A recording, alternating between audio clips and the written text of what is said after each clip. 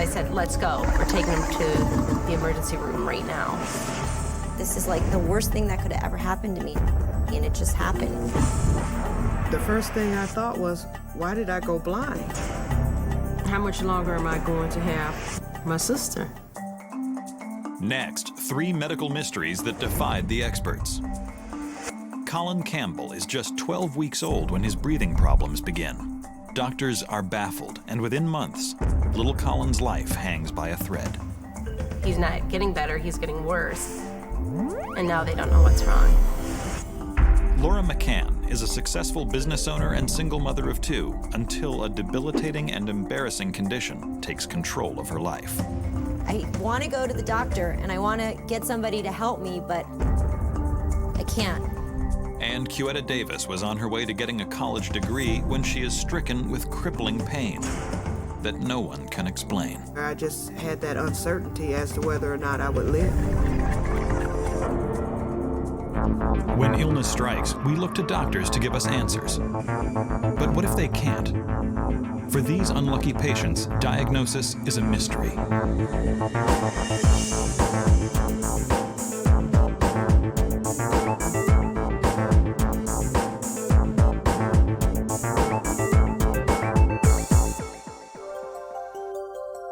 When John and Mary Campbell married in the summer of 1996, they were told Mary would never be able to bear children.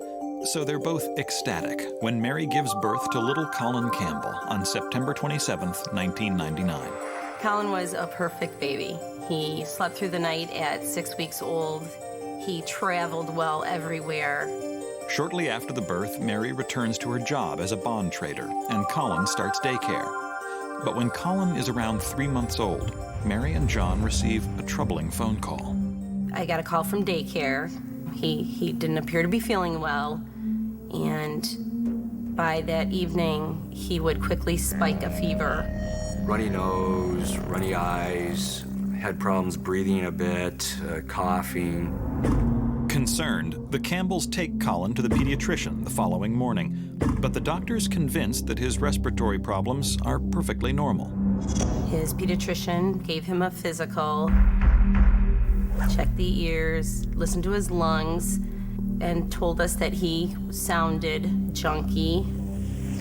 He appeared to have some sort of sinus infection. She would put him on an antibiotic.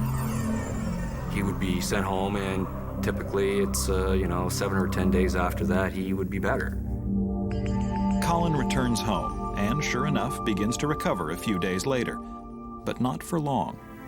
He spikes another fever, same symptoms as before, runny nose, cough. We took him again to his pediatrician's office. Again, listening to his lungs, he has that same junky sound. So, again, an antibiotic, and home we went. Colin recovers a second time, but once again the symptoms return. Whatever is happening, it appears to be chronic. He would be well, and then it would seem like 2 weeks later, he would be sick again. It became a pattern for us. Same symptoms, runny nose, coughing, chest, exactly the same. Colin's coughing and junky sound persists for months. Then, one night, his breathing becomes even more labored than usual. When Colin was 8 months old, he again had become very sick. And that night, his fever was so bad that I was just frantic. It felt different to me as a mom. He just seemed to be going downhill so fast, I didn't know what to do. Mary and John rush Colin back to the pediatrician. They seemed a little shocked to see us. We didn't have an appointment, but took one look at him and knew, there was something seriously wrong. Observing Colin's labored breathing, the pediatrician suspects he might have asthma. She administers an inhaled steroid and sends the Campbells to the closest hospital for an X-ray to check for pneumonia. We were only hoping that, if pneumonia was in fact what he had, that's something that they could treat. The next day, the Campbells receive the results of the X-ray. Colin does indeed have pneumonia, which can be treated. But then the doctor mentions something else that catches Mary off guard. The pediatrician called to say that they had found an air pocket on his lung, that it wasn't anything to be concerned about. Sometimes an occurrence after a child like himself had had pneumonia. I had no idea what an air pocket was. She wasn't concerned about it. I wasn't concerned about it. Colin's pneumonia eventually clears up, but he continues to have difficulty breathing. After another consultation with the pediatrician, the Campbells decide to have him treated with a nebulizer. It's a machine that has a mask that you put over his face, put in albuterol and another medicine called Xopenex. It would open up his passage and help him breathe better, and those treatments helped. Typically what would happen, he would have the treatment 3 to 4 times a day for 5 days. We never went anywhere without this machine. But even with the nebulizer, Colin's respiratory ailments continue. He would go down in flames in a hurry.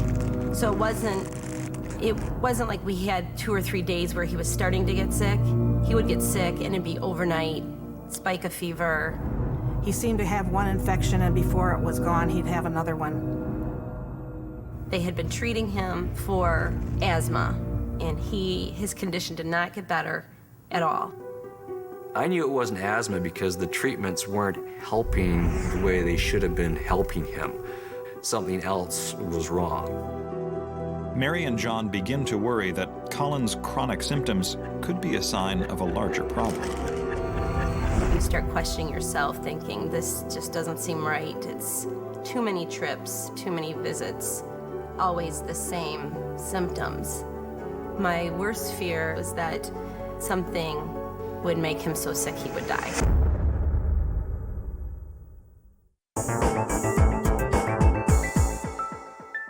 Toddler Colin Campbell has suffered mysterious chronic respiratory infections and shortness of breath his whole life. Then, one summer night, Mom Mary Campbell comes home late from a meeting and is horrified by what she finds. Walked in the door. John is in our bedroom with Colin on the bed, looking very concerned. And I just remember taking one look at him, and his little chest is collapsing. Colin's nebulizer treatments, which helped his breathing in the past, are no longer working. His breathing had not got any better, and he was very sickly looking, very pale. And he can hardly talk to me because his breathing is so labored. I said, let's go. We're taking him to the emergency room right now.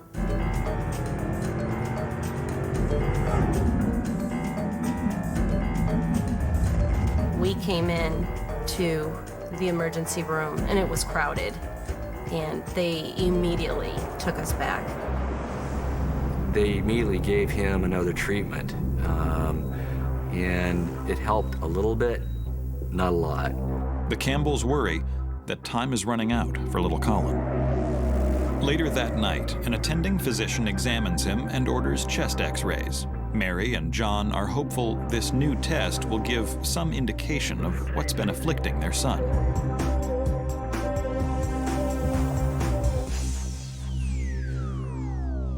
The results are nothing short of startling. The physician said to me and to John that he had not had his medical dictionary out in 20 years.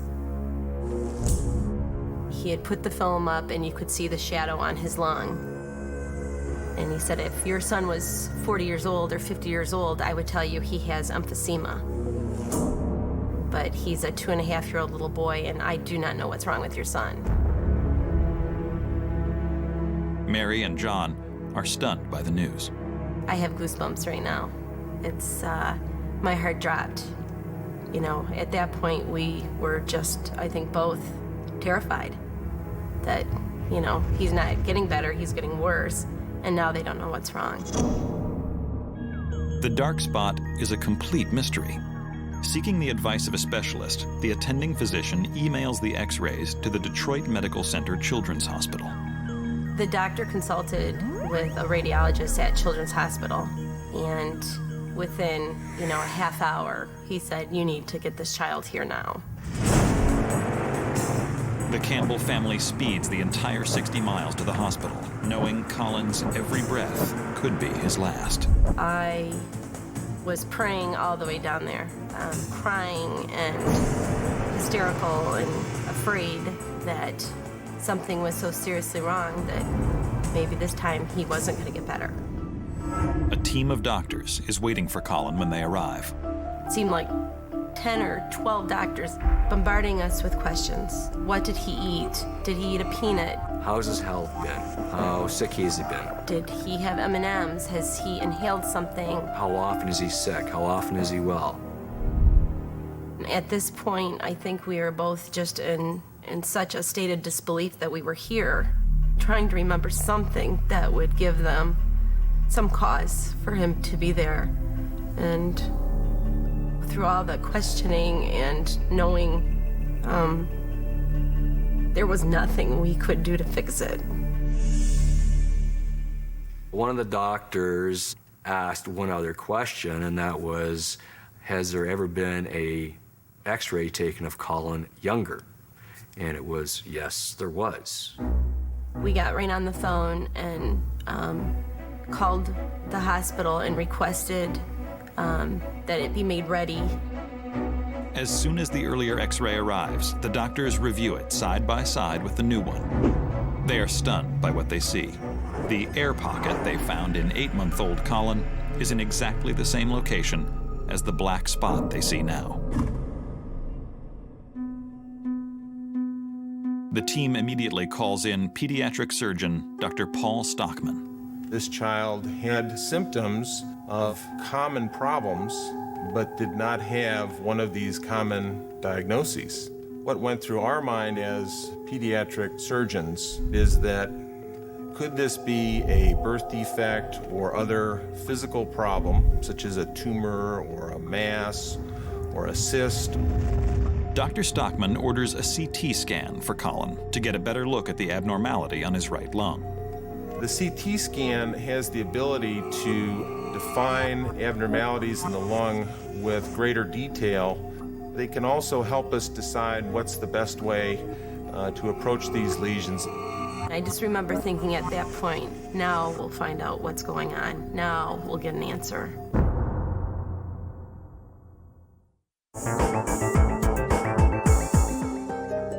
Toddler Colin Campbell's life is hanging by a thread.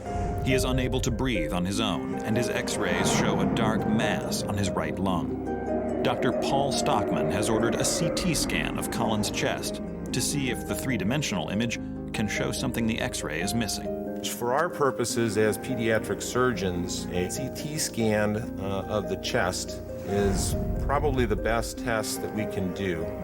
When the results come back, Dr. Stockman knows right away what's going on. This is no ordinary lung problem. Colin's symptoms were due to an anomaly of the right lung, a cystic adenomatoid malformation, or CCAM. CCAM, or congenital cystic adenomatoid malformation, is a birth defect in which a portion of lung tissue develops abnormally and becomes filled with cysts, or small fluid-filled cavities. When CCAMs develop, they can compress the good lung tissue and the heart, causing infections, breathing problems, and sometimes heart failure. It's not known what causes part of the lung to develop abnormally like this, but there are 400 to 500 reported cases in the U.S. each year. He basically said to us that left untreated, it would always be an issue, and that, you know, these are kids that you read about in the paper, you know, you hear on TV, a young man dropped dead on a basketball court. Basically, he would be a walking time bomb.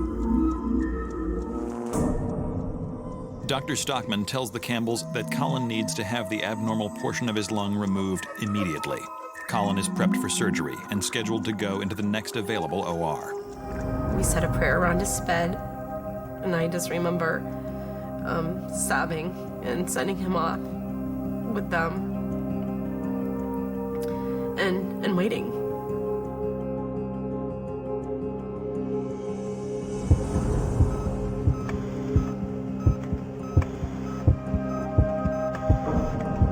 The operation is done through an incision in the mid portion of the side and back of the chest. We make an incision between the ribs and spread the ribs apart.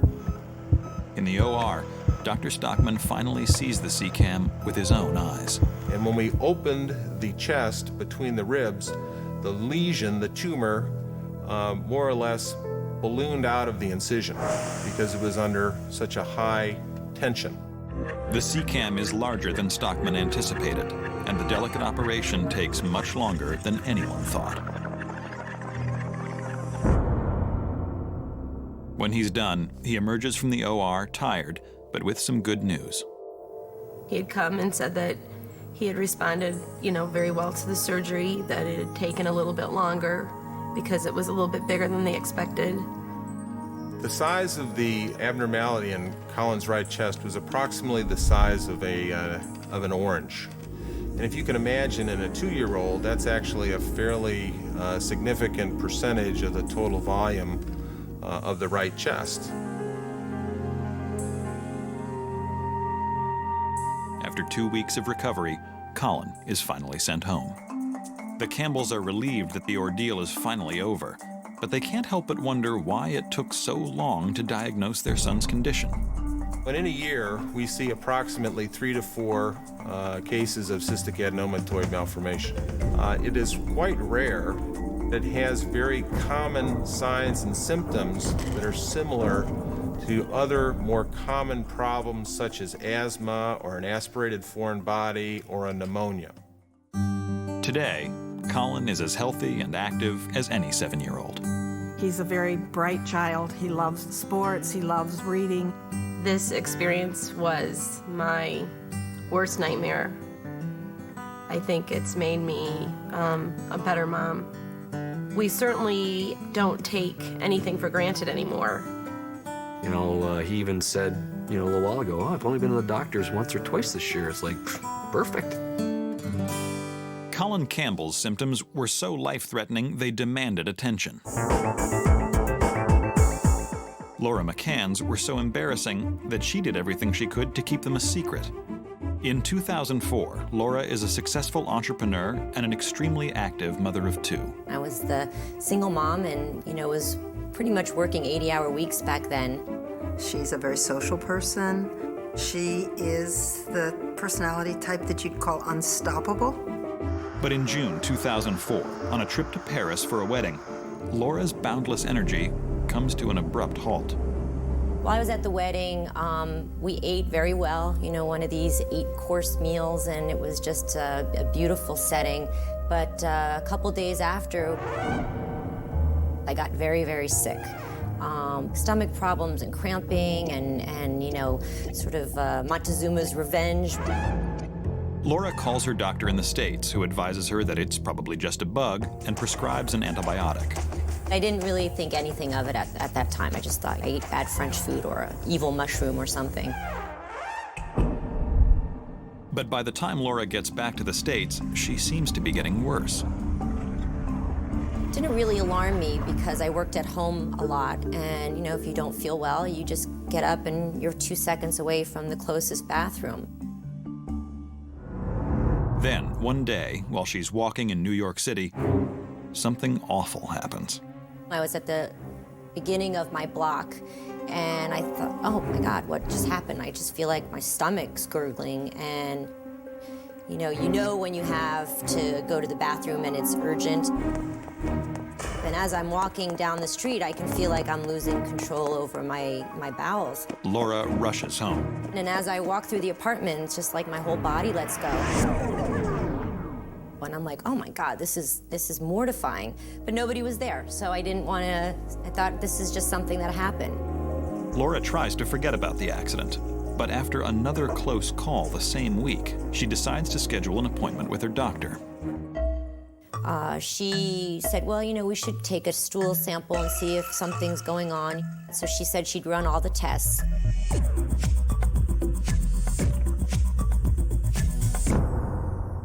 They came back and she said, there's nothing wrong. Ran all the tests, everything's fine. But Laura knows what she's experiencing can't be normal. The next step, she decides, is to consult a nutritionist. The biggest changes I made is I definitely cut out anything with garlic, stayed away from spicy foods or ethnic foods. Laura is religious about her diet for the next 4 months, but nothing seems to change. Then, in January, 7 months since this all started, she gets some scary news. My mother found out that both her brother and her mother had colon cancer.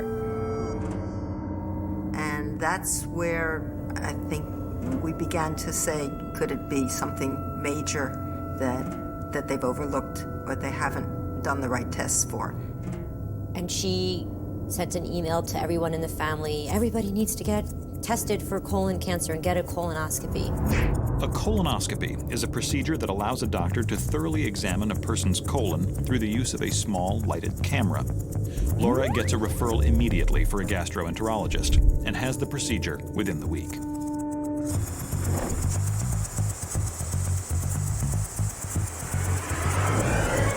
They says, oh, you're perfectly healthy, you have the colon of a 3-year-old.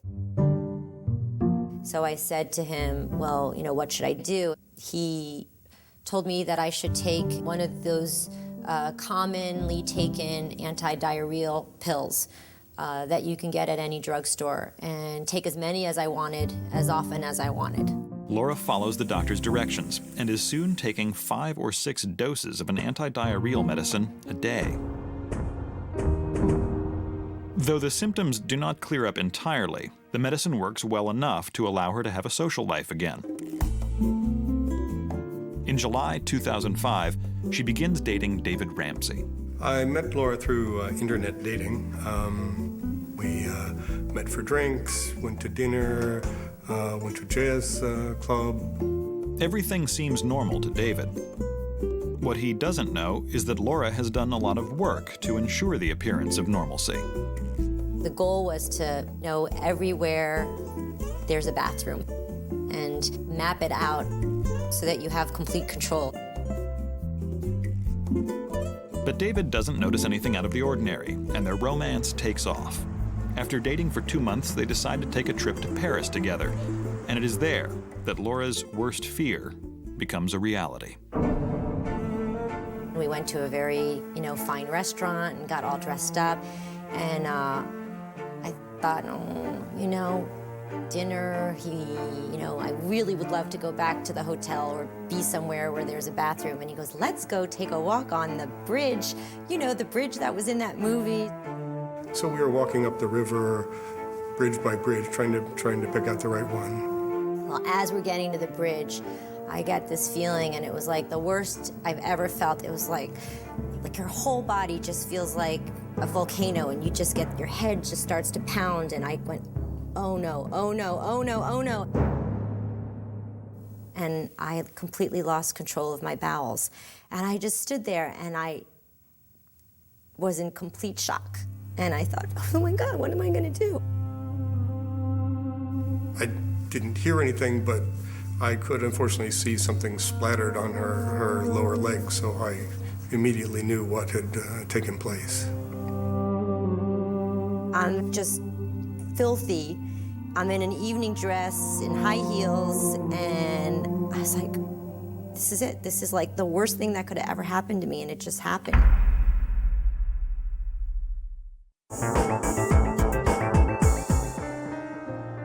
Laura McCann has been suffering from uncontrollable diarrhea for 1.5 years. She is having as many as 5 attacks a day.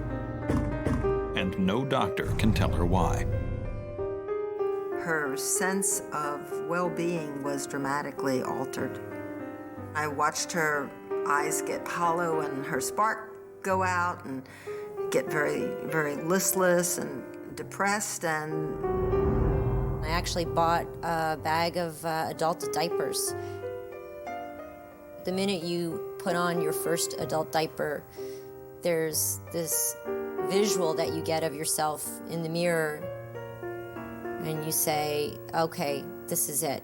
I have to solve this problem now, or I could be spending the rest of my life wearing one of these. Laura quickly locates a gastrointestinal specialist in the Bronx and makes an appointment. But then she realizes that this trip, which 3 years ago would have seemed like nothing, is a major journey.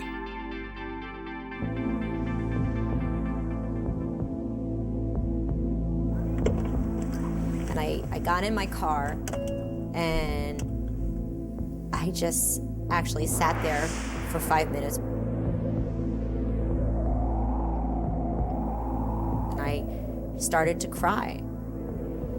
And I'm sitting there and going, I can't believe it. I want to go to the doctor and I want to get somebody to help me, but I can't travel for 2 hours and deal with the stress of that. I can't. She saw how restrictive her life was becoming because of this. This was getting to the point where it was ridiculous and something had to change. David insists that Laura get some help, and if it has to be close by, so be it. I went on a search engine and I put in diarrhea, New Jersey. Very odd search. And I read this article and I went, oh my God, this is exactly what my symptoms are. Also mentioned in the article is a gastroenterologist, Dr. Saad Haba. And to Laura's delight, his office is only minutes away from her home. When Laura came to me in the office, it was very clear to me that she was under a lot of distress. Her symptoms were primarily multiple bowel movements. She had episodes of urgency and at times incontinence. Clearly this was very socially embarrassing. Diarrhea was controlling her life. He waited till I was done and then he said, well, I'm very glad you're here because I'm going to make sure that whatever it is, you have your life back. Dr. Haba has a hunch he knows what's going on, but first he needs to rule out other conditions, such as cancer, colitis, Crohn's disease, and parasites. I explained to her that we had to go through the laundry of medical diagnostic tests and x-rays and lab work. Over the next 6 weeks, while the lab work is being run, Laura can take nothing to alleviate her symptoms. She is now a virtual shut-in. While we were going through the testing, I kept worrying, what if we go through all this and there is no answer and it isn't this, and then what? One by one, the test results arrive, and all of them come back negative. While this would signify a dead end for most doctors, for Dr. Haba, it is a light at the end of the tunnel. I said to her that I think I know what's going on. Dr. Haba then begins running tests on a part of Laura's body that no other doctor has ever mentioned, her gallbladder. The function of the gallbladder is basically to store bile, which is important for digestion. The tests will tell Haba if Laura's gallbladder is secreting the proper amount of bile. He does this by injecting her with a special dye. Using a camera scan, he is then able to observe how the gallbladder is functioning. 2 days later, Dr. Haba has the results back. In Laura's case, the gallbladder was abnormal. I explained to her that this was a syndrome that I had studied and taken interest in, the relationship of chronic diarrhea with dysfunctional gallbladder. And she said, so what is this called? And I said, well, it actually bears my name. I told her that she had the Haba syndrome. Haba syndrome is a condition where the gallbladder functions abnormally, resulting in a disproportionate amount of bile in the digestive tract. Too much bile in the intestines causes severe diarrhea. Haba syndrome is quite treatable. We basically change the constitution of the bile to avoid the effect that will induce diarrhea. Dr. Haba prescribes Colesvalam, a drug usually used to combat high cholesterol. It binds with the acid in the bile and neutralizes it, reducing its harmful effects on the intestines. And he said, here's what we're going to do. We're going to start you on this drug, and you take it before every meal. Literally, on the second day, I didn't have the problem anymore.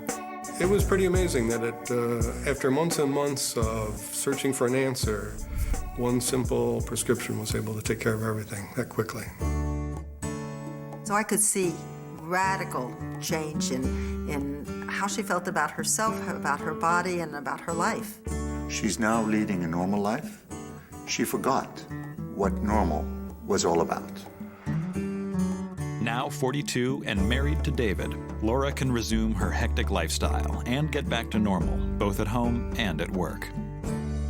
But she'll never forget how her world was turned upside down by this embarrassing syndrome. Diarrhea is a personal matter. It is intimidating. It is embarrassing. It is even embarrassing to be discussed with their own doctor. Dr. Haba estimates that up to 3 million people in the U.S. might be suffering from Haba syndrome, most of whom do not know it. It's only been 5 years since I described the syndrome.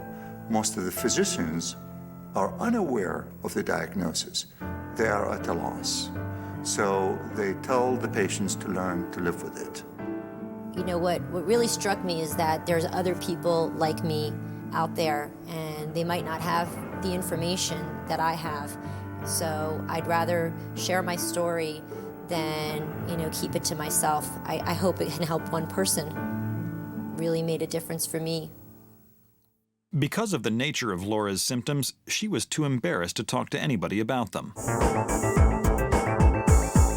Cuetta Davis told anyone who would listen about her problems, but doctors largely ignored her. Cuetta, known to her family as Q, is an active 34-year-old when she decides to leave her home state of Michigan to go to college and get a teaching degree. I was a very busy person. I would walk every day for exercise. I did a lot of studying, and I was just always on the go. But in August 2001, her junior year in college, Cuetta has a frightening accident alone in her living room. I crocheted all the time. I always had a project going, either 1 or 2 projects at any given time. I had went to the kitchen to get a glass of water, and I didn't know that the crocheting had fallen to the floor, and it was standing straight up. And I was running across the living room, and suddenly I stepped on it, and the hook punctured my foot. My whole body went numb from both legs all the way up to my shoulders.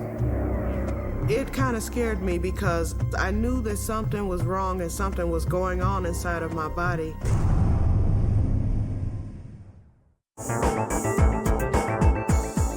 Cuetta Davis is terrified. She's just stepped on a crochet needle, puncturing her foot, and in a matter of seconds, her whole body has gone numb. It was a total shock to me. I knocked on the wall to my apartment. A neighbor hears Cuetta's cries and calls an ambulance. At the ER, doctors x-ray Q's foot, but find no nerve or bone damage. The doctor cleans out the wound and sends her home on crutches. And he told me twice a day that I should use saline solution to keep it clean and dry. A week later, Q is walking on her own again, but she feels different than before. I noticed I would have a harder time getting up in the morning for school and for work. She called me. She was very concerned. She says, something's happening to me. She said, I'm just wore out. 4 months later, Q wakes up one morning and things take a turn for the worse. My whole body had gone numb, just like it had the time when I punctured my foot with the crochet hook. Cuetta is so scared, she goes to the hospital 3 times over the next few days, even though she has no health insurance. I said, my body keeps going numb. I said that the fatigue was just almost unbearable. They checked my blood pressure, which was elevated, and they said that my heart rate was a little high, and they felt that it was anxiety. They gave me 2 Xanax, and they sent me home. My mother, we talked daily. She would call and she would say, Cuetta went to, the emergency room today. And in, the back of my mind, I'm thinking, she's homesick, she's missing everybody, so she just needs to see my mother. But Cuetta does not recover from the weakness and numbness, and functioning on a day-to-day basis becomes unbearable. I felt like I couldn't hardly walk because I couldn't stand up straight. And so I had to use a walker just in order to get around. It felt horrible because I knew that something was wrong, and it wasn't being taken seriously. I knew the reason why was because I had no insurance and no means of paying. I just had that uncertainty as to whether or not I would live. Q is so desperate, this fiercely independent woman reaches out to her family for help.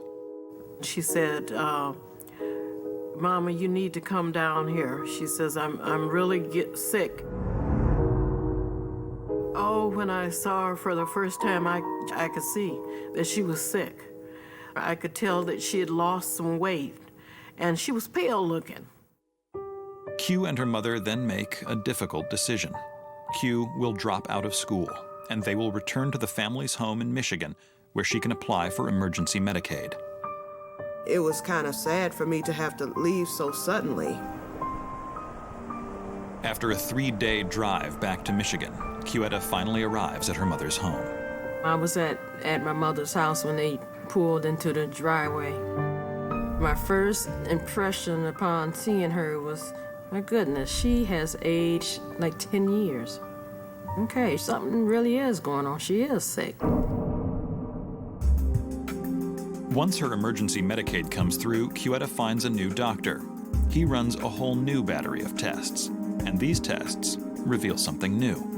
He said that the ANA was positive, and he said that meant that I had lupus.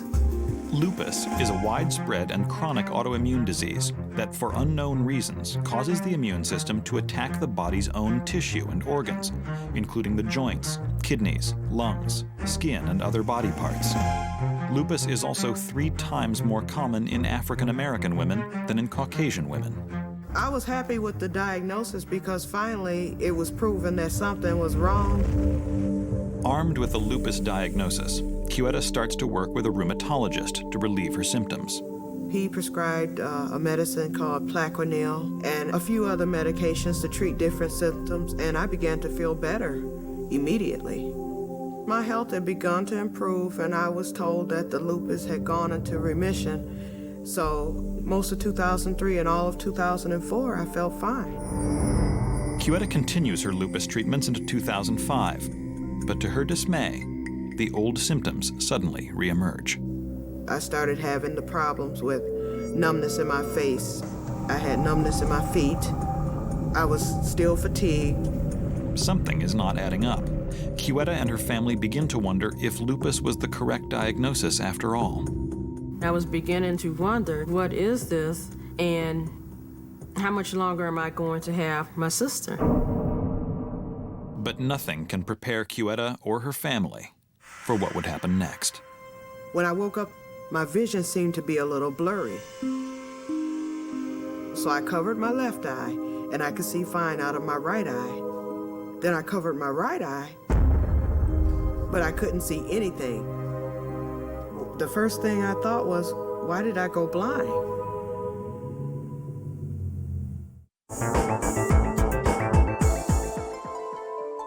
Cuetta Davis has spent the last 4 years suffering from debilitating fatigue and numbness throughout her body. Though she is being treated for lupus, her symptoms continue to get worse. Then, one morning, she wakes up with the scariest symptom yet. Cuetta called me. Ma, she says, I can't see out of my one eye. I said, what? Ruth rushes her daughter to the ER. They brought in a neurologist, and the neurologist examined my eyes, and he told me I had a condition called optic neuritis. Optic neuritis is an inflammation of the optic or visual nerve that connects the eye to the brain. And so he told me I needed to see a neurologist. Through a referral, Cuetta finds neurologist Dr. Kenneth Bottizi. When someone comes in with optic neuritis, we think about several different disease processes, including lupus, other inflammatory disease, also sometimes stroke, even in the young. He did a complete neurological examination. He ordered an MRI, and he ordered a whole bunch of blood tests. He wanted to rule out lupus. Dr. Bottizi wanted to see me again in 2 weeks, but in the meantime, he prescribed steroids because he said for some reason my immune system was raging. 2 weeks later, Cuetta returns for the test results. The blood tests, including the inflammatory tests, were all negative. However, the MRI of the brain did show these white matter lesions. This, plus with the history of the optic neuritis, led to the conclusion that this was multiple sclerosis.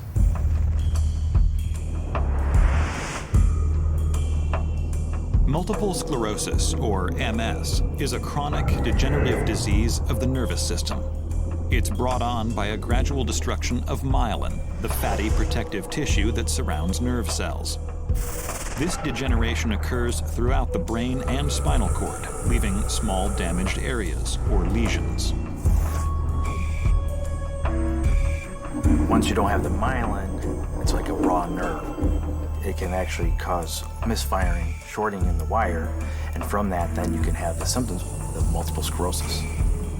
It was these misfirings of the nerve cells that caused Q's numbness in her limbs, her difficulty walking, her extreme fatigue, and eventual blindness. This time, having this diagnosis felt a lot different. I felt a huge relief. It is unknown what causes MS, and although there is no cure, there is treatment. When someone has an acute attack, sometimes you use anti-inflammatory medications such as prednisone or other steroids that can decrease the inflammation in the brain. But long-term, there's been 4 medicines that are approved by the FDA. I chose to go on the medication Rebif. What it does is it slows down the progression of multiple sclerosis. Although 400,000 people in the United States have MS, for many, getting the proper diagnosis can be a long and difficult process. There's not one specific test to diagnose multiple sclerosis. The symptoms of multiple sclerosis are sometimes numbness, vertigo, spinning sensation. So with this, it could be other disease factors. It could be an inner ear infection, it could be viruses, pinched nerves, peripheral neuropathy. It could be a host of different things. If left untreated, Cuetta's MS could have rapidly progressed to permanent immobility or death. The way it would kill you most of the time is because when you have it so bad, you will be less ambulatory. You might have a pneumonia, or it might kill you by having a blood clot in your legs going to your lungs. Dr. Bottizi tells Cuetta that if you have a latent autoimmune disease like MS, different traumas can trigger an attack. And suddenly, a very old injury makes sense. By stepping on the crochet hook, he said that probably triggered it. Today, Cuetta takes life slower than she did in the past and uses her experience to teach others about MS. It's been said that many African Americans do not have MS, but I found that to not be true. So I started a group called the Urban Multiple Sclerosis Alliance. She still wants to finish college. That's a goal she has set, to say that I'm going to finish college. As sisters now, I think we're closer. I'm not, taking what she says for granted anymore. I think that the experience has changed me. Certain things now don't seem to be as important as it may have been before I was sick. I don't take anything for granted anymore.